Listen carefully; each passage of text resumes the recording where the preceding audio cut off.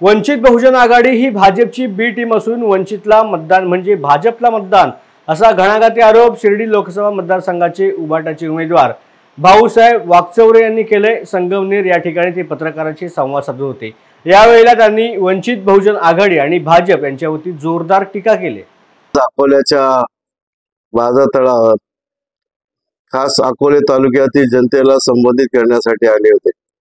सगळा तर आपण तुम्ही सांगितलेली आहे, अत्यंत उत्साहामध्ये भर उन्हामध्ये उन्हाताणामध्ये पठार भागातून आदिवासी पट्ट्यातून जनता मतदार आले होते आणि सर्वांनी अत्यंत म्हणजे स्टेजवरील सर्वांना एक कुतूहल होतं आणि कौतुक वाटत होतं।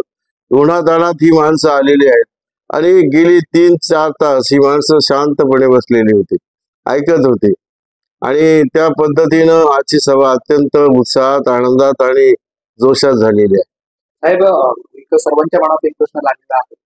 सध्या मतदारसंघात वंचितचे उमेदवार तयारी करत आहेत, काय नक्की यांच्या मागे नक्की कोणाची ताकद वाटते तुम्हाला? वंचितचे उमेदवार ना या भागातले, ना इथला जन्म, ना इथे राहणारे मुंबईचे हे उमेदवार आहेत।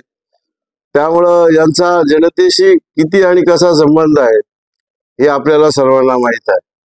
दुसरा राहिला भाग वंचितच्या बाबतीमध्ये जे काही निवडणुकीच्या पूर्वी ज्या काही गोष्टी समोर आलेल्या आहेत, महाविकास आघाडी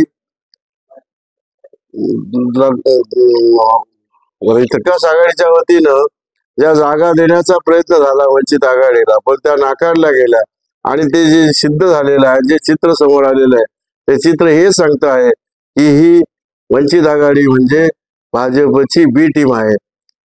म्हणून वंचित आघाडीच्या उमेदवाराला मत देणं म्हणजेच भाजपला मत देणं अशा प्रकारचं निश्चित झालेलं आहे।